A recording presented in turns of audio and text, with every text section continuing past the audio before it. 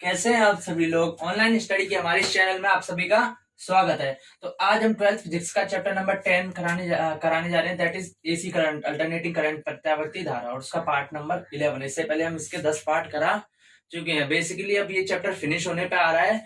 सो जो अभी ये पार्ट 11 देख रहे हैं, अगर उन्होंने पिछले वाले वीडियो नहीं देखा तो उनको जाके देखिए, क्योंकि काफी अच्छी तरीके से एक्सप्लेन किया गया और आसानी से चैप्टर समझ में आ जाएगा। तो वीडियो को स्टार्ट करने से पहले लाइक, सब्सक्राइब और शेयर कीजिए। और अगर पुराने वाले वीडियोस को देखते हुए चलेंगे तो आपका फ्लो अपने आप में मोमेंटम बनते हुए जाएगा और आपको हर चीज स्टेप बाय स्टेप समझ में आती जाएगी। तो हम टाइम वेस्ट किए बिना वापस अपने टॉपिक पर आ जाते हैं, दैट इज अब हम फाइंड करेंगे अर्धशक्ति बिंदु या आवृत्तियां। बेसिकली ये होता क्या है, हम देख सकते हैं कि हाफ पावर फ्रीक्वेंसी, यानी कि पावर कितनी हो रही है, शक्ति कितनी हो रही है, हाफ हो रही है, और फ्रीक्वेंसी यानी आवृत्ति। तो ऐसी आवृत्ति पे ऐसी कौन सी आवृत्तियां होंगी जिन पे शक्ति क्या होगी, आधी होगी। शक्ति क्या होगी, आधी होगी। तो हमने इससे पहले वाले लेक्चर में पार्ट 10 में देखा था कि करंट और फ्रीक्वेंसी के बीच में क्या रिलेशन होता है।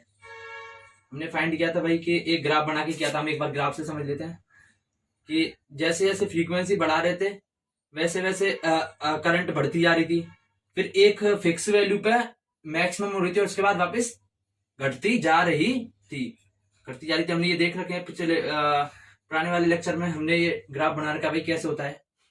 ये इधर आई है, बेसिकली जो करंट बहेगी, जो ये सोर्स लगा है वो क्या, अल्टरनेटिंग सोर्स लगा है, प्रत्यावर्ती स्रोत लगा है। और हमेशा प्रत्यावर्ती स्रोत में आई मैक्सिमम वैल्यू नहीं बहती, न एवरेज वैल्यू बहती, वो हमेशा आरएमएस वर्ग माध्य मूलमान वैल्यू ही बहती है। तो हम आई रुकूंगा तो IRMS समझ जाना अपने आप ही, IRMS। और इधर क्या आएंगे, ये हमारा फ्रीक्वेंसी का, हमने ये पुराने वाले लेक्चर में पढ़ चुके हैं। तो हमें दे रखा है कि फ्रीक्वेंसी, और हम कौन सी फ्रीक्वेंसी जहां पे हाफ पावर यानी जो शक्ति हो वो आधी हो। तो बेसिकली यहाँ पे मैक्सिमम होगी, मैक्सिमम यहाँ पे होगी, और इसकी आधी शक्तियां यहीं कहीं होंगी ना। मैंने मान लिया इस जगह पे हो रही है, तो एक तो यहाँ पे निकले आई है, मैंने ए पॉइंट मान लिया है ना, और एक समांतर इसके इधर आ रहे हैं, क्योंकि दोनों फ्रीक्वेंसी देखो सेम आ रही है ना। दो करेंगे, क्योंकि देखो ये अगर इधर लाइन खींचे तो दोनों के तरफ सिमेट्रिक है तो दोनों तरफ एग्जिस्ट करेगी, है ना। ऑब्वियसली देख सकते हो, अगर इधर एक फ्रीक्वेंसी होगी तो इधर भी एक फ्रीक्वेंसी होगी, क्योंकि दोनों समान है ना। समान मान चलो इधर फ्रीक्वेंसी 13 आ रही है तो इधर भी तो देखो ये सेम हाइट पे इधर है ना, सेम है, तो इधर भी कोई फ्रीक्वेंसी पे किसी फ्रीक्वेंसी पे, सॉरी मेरा कहने का मतलब है कि इधर फ्रीक्वेंसी इधर कोई 13 है ना, और उस पर कोई करंट आ रही है, मान के चलो 5 आ रही है, 5 आ रही है, तो इधर फ्रीक्वेंसी होगी मान के चलो 13 की जगह होगी 15 होगी, बढ़ गई है ना, क्योंकि आगे जलने बढ़ रही है। लेकिन जो ऊपर वाली हाइट है, यानी ये ऊपर वाला क्या होता है, ये वाई एक्सेस है, वाई एक्सेस पे हमने करंट क्या लिया, करंट लिया है, तो करंट इधर भी उतना ही रहेगा ना करंट, ऑब्वियसली यहाँ पे उतना ही रहेगा। क्योंकि अगर मान के चलो हम इस तरफ जाते हैं, लेकिन जैसे एक्स और वाई कोऑर्डिनेट है, ये एक्स है और ये वाई है, अगर हम इस तरफ जाते हैं बिल्कुल ऐसा सीधा रहता है तो वाई में चेंज हो रहा है क्या, नहीं हो रहा। तो ऐसे ही इसमें हम सीधे यहां से यहां जा रहे हैं तो चेंज हो रहा है क्या, इस पॉइंट और इस पॉइंट में कोई अंतर है क्या, नहीं है, क्योंकि दोनों समान हाइट पे। तो इधर भी करंट दोनों में सेम रहेगी। तो आप सोच रहे होंगे कि अब करंट कहां से आएगी, क्योंकि पावर है, पावर का फॉर्मूला होता है V इंटू आई। वी को हम क्या लिख सकते हैं, I इंटू आर, तो आई स्क्वायर आर हो जाएगा, यानी जो पावर में वो आई का जो है कॉन्सेप्ट आता है, इसलिए हम आई से रिलेट करेंगे, क्योंकि हमने आई और एफ के बीच में ग्राफ खींचा था। तो यहाँ पे क्या हो जाएगी, यहाँ पे करंट क्या हो जाएगी, मैक्सिमम हो जाएगी। तो यहाँ पे मैं डिनोट कर देता हूं एक बार, इधर ये IRMS का ग्राफ है, और इधर क्या हो जाएगी, इसकी मैक्सिमम वैल्यू क्या हो जाएगी, ये क्या हो जाएगी IRMS क्या हो जाएगी, मैक्सिमम हो जाएगी, क्या हो जाएगी, मैक्सिमम वैल्यू, RMS की मैक्सिमम वैल्यू, RMS की मैक्सिमम वैल्यू हो जाएगी। और यहाँ पे कुछ हो जाएगी, यहाँ पे मुझे पता नहीं है ना, IRMS की कुछ भी हो जाएगी ना, यहाँ पे पावर कम है ना, तो क्योंकि यहाँ पे पावर ज्यादा, मतलब यहाँ पे पावर ज्यादा होगी, यहाँ पे कम होगी, और इधर मिनिमम करंट मैक्सिमम है, तो जो फ्रीक्वेंसी है वो क्या हो जाएगी, वो अनुनादी फ्रीक्वेंसी होती है। हमने अभी पुराने वाले लेक्चर में पढ़ा है कि जिस आवृत्ति पे जो करंट सबसे ज्यादा हो जाती है, करंट और नेट रेजिस्टेंस कम हो जाता है, तो उसे क्या कहते हैं, अनुनादी आवृत्ति। तो हम इसको FR से डिनोट कर देंगे ना, और इधर इधर कर लेंगे हम F1 और F1 और ये F2 मान लिया हमने, दो फ्रीक्वेंसियां मान ली। इन दो फ्रीक्वेंसी पे वो है ना, जो वोल्टेज है, जो पावर है वो आधी हो रही है। तो बेसिकली हम इसको लिख लेते हैं, क्या होता है कि अर्धशक्ति बिंदु वे बिंदु होते हैं, वे आवृत्तियां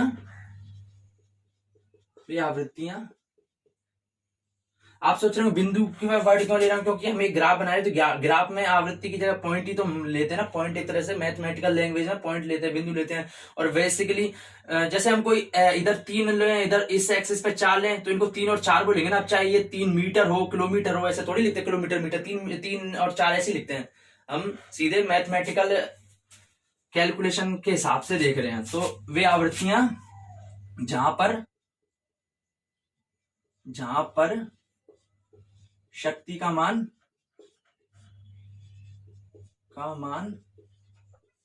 अधिकतम शक्ति का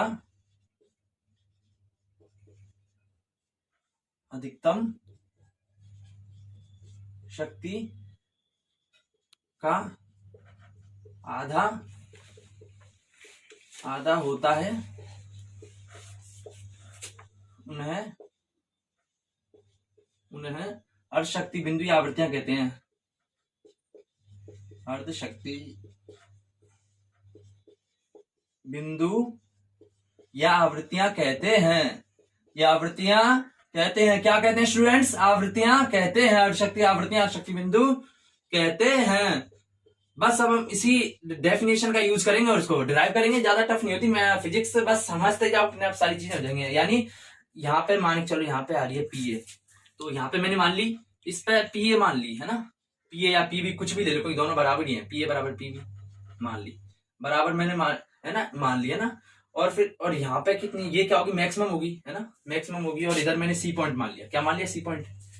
तो पीए बराबर पीवी बराबर यहाँ पे कितनी हो जाएगी, यहाँ पे हो जाएगी कोई I R M S into R, sorry P क्या होता है, वी आई होता है, तो V R M S into I R M S.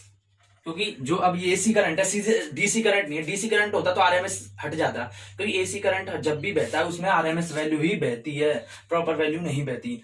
तो V R M S I R M S होता है, P equals to V I होता है ना, V R M S I R M S. V की जगह मैं I R लिख दूंगा, तो I R M S into R into ये I R M S, I R M S. अब इसको मैं इधर लिखूंगा तो ये हो जाएगा I square R M S, I square R M S into R हो जाएगा ना।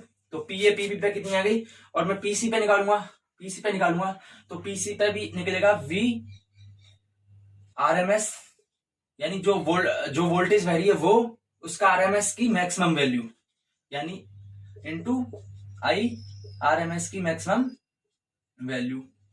आप समझ, मेरा कहने का मतलब है कि जब यहाँ पे सबसे ज्यादा आईआरएमएस मैक्सिमम होगी, तो ऑब्वियसली आईआरएमएस मैक्सिमम होगी, यानी करंट की जो वैल्यू है वो मैक्सिमम होगी। आप इसमें कंफ्यूज रहोगे, इधर आरएमएस मैक्सिमम क्या आ रहा है। आप ये समझ लो कि जो आई वैल्यू है, आई लिखा है सिर्फ, आईआरएमएस की जगह आई लिखा है सिर्फ, ये समझ लो। क्योंकि जो सिंपल डीसी करंट होता है उसमें आई आता है, इसमें मैंने आई की जगह आईआरएमएस कर दिया। बस इसको ऐसे समझ लो कि आई है, आईआरएमएस यानी इधर मैक्सिमम वैल्यू है। क्योंकि अगर जो शक्ति है, शक्ति की वैल्यू मैक्सिमम है, तो ऑब्वियसली करंट की वैल्यू मैक्सिमम होगी, तभी तो शक्ति की मैक्सिमम होगी ना। इनमें से दोनों इसके प्रोपोर्शनल आ रहे हैं, एक बढ़ेगा तो दूसरा बढ़ेगा। अगर इसकी वैल्यू मैक्सिमम है तो ऑब्वियसली इनकी वैल्यू मैक्सिमम होगी, ऑब्वियसली आप समझ सकते हैं। तो बस मैंने यही फैक्टर यूज किया है, तो पीसी हो जाएगा मेरा। इसको भी आई इंटू आर लिख लूंगा, तो ये क्या हो जाएगा, I R M S maximum का स्क्वायर इंटू आर हो जाएगा। क्या हो जाएगा, इंटू आर हो जाएगा। अब मुझे बस ये मैंने लिखा लिया। अब इसके बाद मुझे ये डेफिनेशन यूज करनी की, वे आवृत्तियां जहां पर शक्ति का मान, यानी आवृत्तियां मैंने मान ली पीए पे, शक्ति का मान अधिकतम शक्ति का कितना होता है, आधा होता है। यानी मैक्सिमम शक्ति कितनी है, पीसी है, और उसका आधा। हम कोई चीज ज्यादा होती है, यानी इसमें आप डेफिनेशन से समझ सकते हो कि अधिकतम शक्ति ज्यादा होगी, ऑब्वियसली ज्यादा होगी। तो अगर कोई चीज राशि कम है, कोई राशि कम है और हमें ज्यादा के बराबर करना है, तो जितनी कम, आप ऐसे समझ लो कि जैसे ये 2 है, ये 4 से कितना ज्यादा है, 2 ज्यादा है। कितना ज्यादा है, 2 ज्यादा है। तो अगर हमें इनको बराबर में लाना है तो 2 ज्यादा है। कितना ज्यादा है, 2 ज्यादा है, तो 2 घटा देंगे दूसरी तरफ। जितना ज्यादा होता है उतना ही कम कर देते हैं ज्यादा वाले की तरफ। तो बस मैंने ऐसे किया कि ज्यादा वाले की तरफ मैंने कर दिया, आधा कर दिया, क्योंकि ये इसके डबल होगी। तो इसको 2 पीए करेंगे तो 2 से 2 कट जाएगा, आप समझ गए आराम से। तो पीए की जगह मैं वैल्यू रख दूंगा, तो आई आर एम एस का square R equals to PC की जगह लिख दूंगा मैं I R M S maximum का स्क्वायर इंटू आर बाई 2। अब आर से आर कैंसिल हो जाएगा, है ना। अब करेंगे तो आई आर एम एस क्या हो जाएगा, आई आर एम एस हो जाएगा I R M S maximum by root 2। ये कैसे हुआ, दोनों तरफ स्क्वायर है, अब मैं रूट लूंगा दोनों तरफ तो इसका रूट से स्क्वायर कट जाएगा, और इधर भी रूट लूंगा तो इसके स्क्वायर से ही रूट कट जाएगा, लेकिन नीचे वाले पे तो कोई स्क्वायर है नहीं, तो इस पर रूट लग जाएगा। तो एक बार इसको मैं मिटा के इधर लिख देता हूँ।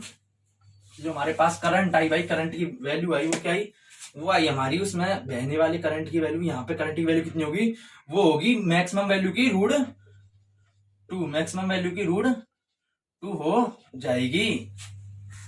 सो गाइज अगला टॉपिक है बैंड विड्थ यानी बैंड चौड़ाई।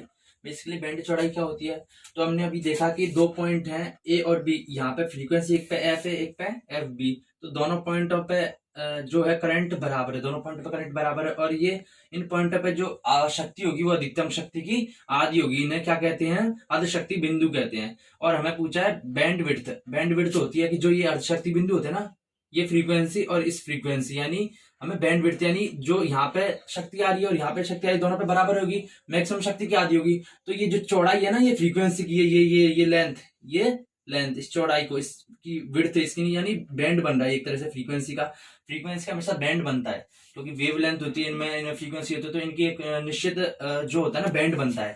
तो ये एक बैंड बन रहा है ना, क्या बन रहा है, बैंड बन रहा है। तो हमें इसकी वैल्यू याद करनी, भाई ये कितना चौड़ा है, तो कैसे निकालेंगे, यहाँ पे एफ ए और यहाँ पे एफ बी है, तो बैंड विड्थ क्या हो जाएगी, F B minus F A. हमें कोई निकालते हैं, किसी की लंबाई निकालते हैं, एक पर मान चलो 2 मीटर आ रहा है यहाँ तक, और यहाँ तक आ रहा है 4 मीटर, तो हमें दोनों के बीच निकालनी है, तो दोनों को घटा देंगे ना, 4 माइनस 2 कर देंगे, बस ऐसे क्या, F B minus F A. तो ये क्या हो जाएगी, बैंड विड्थ क्या हो जाएगी, ये बैंड WIDTH विड्थ हो जाएगी, है ना। पर मुझे इतना पता है कि यहाँ पे जो शक्ति होगी, यहाँ पे शक्ति क्या होगी, IRMS, है ना, और वो अधिकतम शक्ति की कितनी होगी, अधिकतम शक्ति की वो आधी होगी, रूट अधिकतम शक्ति की 1/√2 होगी, 1/√2 होगी। तो मैं लिख देता हूं कि IRMS, आई को क्या लिख सकते हैं, V इंटू V/Z लिख देते हैं, V/Z लिख देंगे ना, तो बस ऐसे इधर लिख देंगे कि इधर IRMS है, तो इधर आ जाएगा VRMS, है ना। अब देखो मैक्सिमम है, यानी करंट मैक्सिमम हो रही है, तो मुझे पता है रेजिस्टेंस मिनिमम होगा, क्या होगा, रेजिस्टेंस मिनिमम होगा, क्योंकि मैं पिछले वाले चैप्टर में करा चुका हूं कि जब करंट आई मैक्सिमम होती है तब आर क्या होता है, मिनिमम होता है। जो रेजिस्टेंस है यहाँ पे आर नहीं, प्रतिबाधा जेड बोलते हैं, जेड मिनिमम होगा, जेड मिनिमम होगा, और किसके बराबर होगा, वो होगा किसके बराबर, आर के बराबर, किसके बराबर, आर के बराबर। तो यहाँ पे वैल्यू क्या हमारी मैक्सिमम है, मैक्सिमम है, तो यहाँ पे जेड की जगह क्या आ जाएगा, आर आ जाएगा, क्या आ जाएगा, √2 ऐसे चल रहा है, और आई को वी अपॉन रेजिस्टेंस लिख सकते हैं, रेजिस्टेंस में जेड लिख सकते हैं, जेड में यहाँ पे क्या आ जाएगा, आर आ जाएगा, आप समझ चुके होंगे। और जेड का फॉर्मूला मुझे पता है क्या होता है, VRMS से VRMS कट जाएगा, क्या कट जाएगा, VRMS से VRMS, इससे कट गया, तो क्या बचा, इसको फिर इधर मल्टीप्लाई करूंगा और इसको इधर मल्टीप्लाई करूंगा, तो क्या आ जाएगा, जेड बराबर √2 आर आ जाएगा, क्या आ जाएगा, √2 आर आ जाएगा। जेड का मुझे फॉर्मूला पता है क्या होता है, R² plus XL minus XC का स्क्वायर, ये मुझे पता है। और इधर क्या आ जाएगा, √2 आर हो जाएगा, √2 आर। अब इधर रूट आ रहा है, मैं रूट हटाने के लिए दोनों तरफ क्या कर दूंगा, स्क्वायर कर दूंगा। तो इसके बाद मैं इधर लिख रहा हूं, तो square both sides, square both sides, यानी दोनों तरफ स्क्वायर करने पर, दोनों तरफ स्क्वायर करूंगा तो इधर से तो रूट हट जाएगा, R² plus XL minus XC का स्क्वायर। तो अब इसका स्क्वायर करूंगा तो √2 है, रूट मान चलो मैं 2 इंटू 3 का स्क्वायर करना है पूरे का, तो ऐसे लिख सकता हूँ 2 का स्क्वायर इंटू 3 का स्क्वायर, ये सही है, क्योंकि 2 का स्क्वायर क्या जाएगा, 4 हो जाएगा, 3 का स्क्वायर क्या जाएगा, 9 हो जाएगा, तो ये क्या जाएगा, 36 आ जाएगा। या फिर ऐसे कर दो 2 इंटू 3 का जाएगा 6 का स्क्वायर भी 36 आ रहा है। तो मल्टीप्लाई में अलग अलग करके भी कर सकते हैं हम ऐसे, तो बस ऐसे क्या है, √2 का स्क्वायर क्या हो जाएगा, 2 हो जाएगा, और आर का स्क्वायर क्या हो जाएगा, R² हो जाएगा, है ना। अब इधर R² है, इधर 2R² है, इसको इस तरफ ले जाऊंगा, इधर ले जाऊंगा, इधर ले जाऊंगा, तो XL माइनस XC का स्क्वायर क्या हो जाएगा, ये हो जाएगा R², 2R² minus R² that is R² हो जाएगा, है ना। अब ये हो गया, तो अब मुझे पता है कि XL माइनस XC का स्क्वायर, XL माइनस XC का स्क्वायर। अब इधर R² आ रहा है, मैं इसको वापस इस तरफ ले आऊंगा, माइनस R² बराबर 0। अभी बन गया देखो A² माइनस B², आपको पता है A² माइनस B² क्या होता है, A plus B into A minus B होता है। तो यहाँ पे ये A है एक तरह से, ये क्या है B, समझाने के लिए बताया, A B नहीं है, A B पॉइंट नहीं ले रखे मैंने यहाँ पे, मैं समझाने के लिए बता रहा हूँ। चलो A B की जगह कुछ और मान लो, A B की जगह मान लो U और V मान लो, ये U² माइनस V² बराबर U plus B into U minus B होता है। तो ये क्या हो जाएगा, U XL माइनस XC, ये हो गया U प्लस V यानी R, U plus V into you ऐसे है X L minus X C minus ये होता है ना ए स्क्वायर माइनस बी स्क्वायर क्या होता है ए प्लस बी इंटू ए माइनस बी होता है। अब इसको खोलोगे तो एक्स एल माइनस एक्स सी का स्क्वायर माइनस आर स्क्वायर वही आ जाएगा। मैंने बस मैथ की जो सॉल्यूशन का इक्वेशन है उसको तो बराबर 0 आएगा। तो मैंने एक बार मिटा के इसको दोबारा से लिख लिया क्योंकि लंबी कैलकुलेशन है। X L minus X C plus R into X L minus X C minus R. तो एक्स एल को मैं लिख सकता हूँ L omega.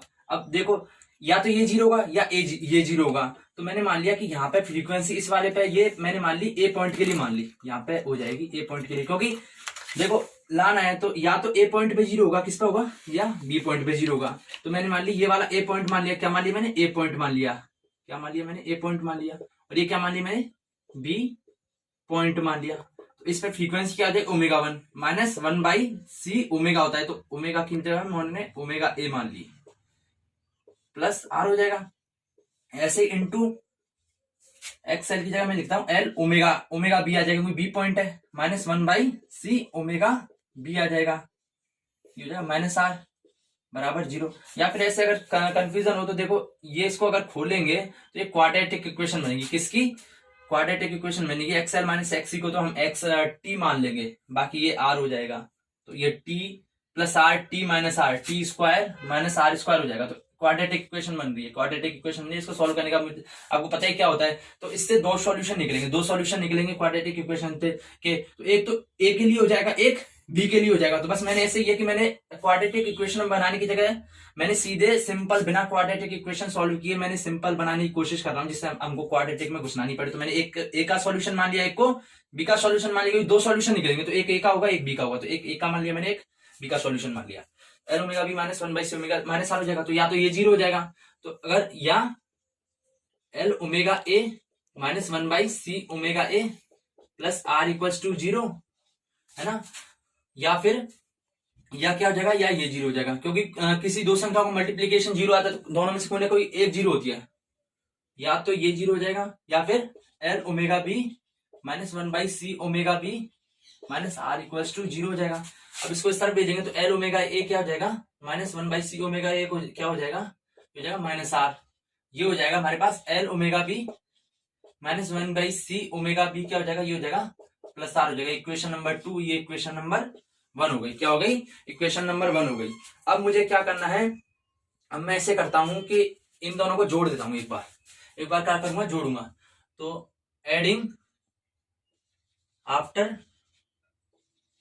Adding equation number कौन सी इक्वेशन नंबर 1 एंड 2 यानी पहली और दूसरी को ऐड करने पे तो ऐड करूंगा तो L omega A minus 1 by C omega A L omega A minus 1 by C omega A. पहले मैं लेफ्ट हैंड साइड को ही देखना, लेफ्ट हैंड साइड को ही ऐड करना है, पहले लेफ्ट हैंड साइड को घटाना, उसके बाद राइट हैंड साइड को, जिन्हें कंफ्यूजन नहीं होगा। तो इसकी लेफ्ट हैंड साइड कंप्लीट हो गई। अब मैं इसकी लेफ्ट हैंड पाता हूँ। अब मुझे क्या करना है ऐड करना है, जोड़ना है। तो इसको जोड़ दूंगा सेम टू सेम। जोड़ने में तो कोई चिन्ह चेंज नहीं होता। ठीक है L omega B minus 1 by C omega B, इसकी भी लेफ्ट हैंड साइड खत्म हो गया। हम राइट हैंड साइड पर आ जाएंगे, राइट हैंड साइड बराबर लग जाएगा। तो क्या माइनस आर हो जाएगा है ना, ये खत्म हो गया। अब इस पर आ जाएंगे, ये प्लस आर है तो ये क्या हो जाएगा ये 0 के बराबर हो जाएगा है ना। तो एक बार मैं ऐसा लिख लेता हूँ, क्या लिख लेता हूँ, ये समझ में आ गया होगा ना आपको। तो साथ ही साथ नोट करते जाना। ये अपने आप माइनस आर बराबर 0 हो गया। तो एल ओमेगा ए, इसको मैं लिख लेता हूँ इधर, L omega A minus 1 by C omega A plus L omega B minus 1 by C omega B that is 0 हो जाएगा है ना। अब इसके बाद मैं क्या करूंगा, मैं करूंगा कि एल कॉमन ले लूंगा इसमें से और ये क्या हो जाएगा omega A plus omega B. That means इसको और इसको एक साथ लिया और एल कॉमन आ गया है ना। और इसको मैं इस तरफ भेज दूंगा, उस तरफ भेज दूंगा तो 1 बाई सी कॉमन आ जाएगा, 1 बाई सी ओमेगा ए हो जाएगा। ऐसे लिख लेता हूँ plus 1 by C omega B हो जाएगा, ये हो जाएगा। अब L omega A plus omega B that is 1 by C common आ गया। अंदर क्या बचा 1 by omega A plus 1 by omega B बचा। क्या बचा 1 बाई ओमेगा बी। जब इनको सॉल्व करूंगा तो L omega A plus omega B, इसको सॉल्व करूंगा तो 1 बाई सी। अब एलसीएम क्या आ जाएगा, दोनों अलग अलग है तो ओमेगा ए ओमेगा बी दोनों का मल्टीप्लीकेशन आ जाएगा। तो इधर क्या आ जाएगा ओमेगा बी, इससे ये कैंसिल आउट हो जाएगा। अब आपको एलसीएम लेना आता होगा, 12th का चैप्टर चला तो मैं इस मान के चल रहा हूँ। Omega P plus omega A हो जाएगा। देखो दोनों तरफ omega A plus omega B आ रहे तो ये तो कट जाएंगे दोनों। तो क्या बचेगा, बचेगा ए, मैं इधर लिख लेता हूं एक बार, बचेगा क्या, एल बराबर क्या बचेगा, इससे तो ये कैंसल आउट हो गए, बचा क्या नीचे 1/c omega A omega B बचा। तो ओमेगा ए ओमेगा बी की वैल्यू क्या आ जाएगी, ओमेगा ए ओमेगा बी की क्या आ जाएगी, ओमेगा ए ओमेगा बी को इधर ले आऊंगा और एल को नीचे भेज दूंगा, तो 1/LC हो जाएगी, 1/LC हो जाएगी। एक तो ये इक्वेशन आ गई है ना, दो दो वैल्यू चाहिए, मैं ओमेगा ए और ओमेगा बी चाहिए दोनों, तो मैं दो इक्वेशन चाहिए, एक तो यहाँ से आ गई। अब एक और मैं सॉल्व करता हूँ, एक बार इसको मिटा देता हूँ मैं।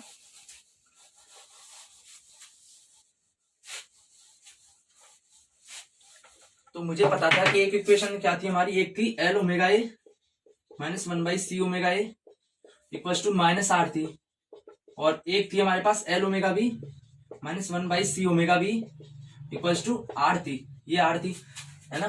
तो अब मैं क्या करूंगा, subtracting STRACTING subtracting equation number 2 - 1, यानी दो में से एक घटाने पर। तो पहले जिसमें से घटाना उसको एज इट इज लिख दूंगा। तो पहले मैं लेफ्ट साइड लिखूंगा, पहले लेफ्ट साइड को कंप्लीट करूंगा, उसके बाद राइट साइड में मैं जाऊंगा। ओमेगा सी बी कर दिया, सी ओमेगा बी कर दिया, है ना। अब इसका लेफ्ट साइड हो गया, अब इसके लेफ्ट साइड में जाओ। हमें क्या करना है, घटाना है, तो घटाएंगे तो ये प्लस है, तो घटाने पर इसका चिन्ह चेंज हो जाएगा, तो -L ओमेगा हो जाएगा, -L ओमेगा हो जाएगा, और इसका क्या हो जाएगा, ये हो जाएगा प्लस हो जाएगा, क्योंकि माइनस और माइनस घटाने का तो प्लस हो जाएगा, 1/c ओमेगा ए, सी ओमेगा हो जाएगा ना। तो बस ये आर है, आर एज इट इज, क्योंकि दो में से घटाना है तो पहले दो में, अब राइट हैंड साइड में आ गया तो दो का लिख लिया, अब पहले पे पहुंचेगा, पहले में माइनस माइनस प्लस हो जाएगा, तो प्लस आ जाएगा। अब मैं ये करूंगा कि L omega B minus omega A, मतलब इन दोनों को साथ लिख लिया, omega B minus omega A को, प्लस 1/c ले लिया मैंने, अंदर क्या बचा, अंदर बचा 1/ओमेगा ए माइनस 1/ओमेगा बी। आप समझ गए होंगे कि जैसे इन दोनों को साथ लिखूंगा मैं, L omega B minus L omega A लिखूंगा, तो एल कॉमन आ जाएगा, तो ओमेगा बी माइनस ओमेगा हो जाएगा। ऐसे इन दोनों को साथ लिखूंगा, 1/c omega A minus 1/c omega B, तो 1/c कॉमन आ गया, तो अंदर क्या बचा, पॉजिटिव वाला पहले लिख दिया मैंने, तो 1/ओमेगा ए माइनस 1/ओमेगा बी, या फिर आप -1/ओमेगा। सो अब हमें ना इक्वेशन 3 में किसकी वैल्यू रख देंगे, ओमेगा ओमेगा बी की। तो put the value of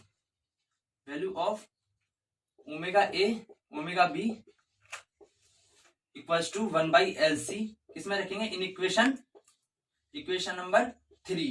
equation number 3 कौन सी है, ये वाली है, तो LC लिखेंगे, तो L omega A omega B ऐसे चलेगा, L omega A minus omega B ऐसे चलेगा, ये क्या है, प्लस 1/c ऐसे चलेगा, और omega B minus omega A. So guys यहाँ पे omega A minus omega B नहीं है, देखो ऊपर लिख रखा है ओमेगा बी माइनस ओमेगा, तो थोड़ा लिखने में गलती कर दी है, अब यहाँ ध्यान रखना थोड़ा, omega B minus omega A, omega B minus omega A, तो इधर भी क्या आ जाएगा, omega B minus omega A आ जाएगा, omega B minus omega A आ जाएगा। अगर समझ में नहीं आ रहा हो क्लियर, तो एक बार और छाप देता हूँ, L omega B minus omega A plus 1/c 1/ओमेगा ए माइनस 1/ओमेगा बी। समझ में आ रहा है, बराबर 2r चल रहा है इधर, अब तो समझ में आ रहा होगा आराम से।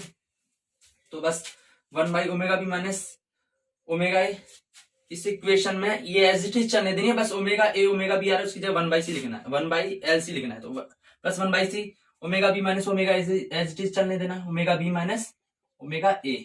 अब इधर देखो ओमेगा ए ओमेगा बी आ गया, तो ओमेगा ओमेगा बी की जगह क्या लिख देंगे हम, 1/LC लिख देंगे, 1/LC बराबर 2r। तो देखो omega B minus omega A common आ जाएगा, omega B minus omega A common आ जाएगा, कॉमन आ गया, तो अंदर बचा, अंदर क्या बचा, इसमें तो बचा एल बचा प्लस, अब इसमें देखो, इसमें क्या बचा, omega B minus omega A common आ गया, और देखो ये सी ऊपर है, ये सी नीचे, तो कट जाएंगे, दोनों कट जाएंगे, है ना। और ये 1/1 एल है, तो एल ऊपर पहुंच जाएगा, एल ऊपर पहुंच जाएगा, मतलब कोई भी संख्या है, दो में किसका डिवाइड करें, 2/3 का कर रहे हैं, तो 3 ऊपर हो जाएगा, 3 ऊपर पहुंच सकता है, तो क्या लिख सकते हैं हम, 2 × 3/2 भी लिख सकते हैं, 2 × 3/2 भी लिख सकते हैं, 2 × 2/3 लिख सकते हैं। तो बस ऐसे ही किया, बस general mathematics, you can understand very well. तो एल प्लस एल हो जाएगा बराबर 2r हो जाएगा। अब देखो omega B minus omega A, ये क्या हो जाएगा, 2l हो जाएगा। अब मुझे omega B minus omega A चाहिए, तो 2l को नीचे भेज दूंगा, तो 2r/2l, अब 2 से 2 कैंसिल आउट हो जाएगा, तो क्या हो जाएगा, बचेगा r/l। तो omega B minus omega A, अब मुझे क्या चाहिए था, फ्रीक्वेंसी चाहिए थी, क्या चाहिए थी, फ्रीक्वेंसी। तो मैं एक बार यहां मिटा देता हूं, तो मुझे पता था आपकी बैंड विड्थ क्या होती है, बैंड विड्थ होती है F V minus F F A. ये क्या होती है, बैंड विड्थ होती है। तो मुझे पता है ओमेगा बी माइनस ओमेगा आ गया, तो ओमेगा को क्या लिख सकता हूं मैं, 2 पाई एफ लिख सकता हूं। तो ओमेगा बी की जगह क्या आ जाएगा, 2 पाई एफ बी हो जाएगा, क्योंकि बी पे आवृत्ति ओमेगा बी पे आवृत्ति एफ बी हो जाएगी। ऐसे ही ओमेगा को लिख सकता हूं मैं 2 पाई एफ लिख सकता हूं, और ए है तो 2 पाई एफ हो जाएगा, माइनस 2 पाई एफ ए। ये क्या है, आर बाई एल है, आर बाई एल है, आर बाई एल है। अब देखो दोनों में 2 पाई कॉमन आ जाएगा, 2 पाई कॉमन आ जाएगा, अंदर क्या बचेगा, F by F B minus F A बचेगा, F B minus F A बराबर आर बाई एल बचेगा। अब मुझे F B minus F A चाहिए, यही बैंड विड्थ है, तो मैं 2 पाई का डिवाइड कर दूंगा, 2 पाई का डिवाइड कर दूंगा। तो 2 पाई का डिवाइड करूंगा तो F B minus F A किसका बराबर आ जाएगा, R by L as it is है। दोनों तरफ 2 पाई का डिवाइड करूंगा तो इधर से 2 पाई कट जाएगा, इधर पहुंच जाएगा नीचे।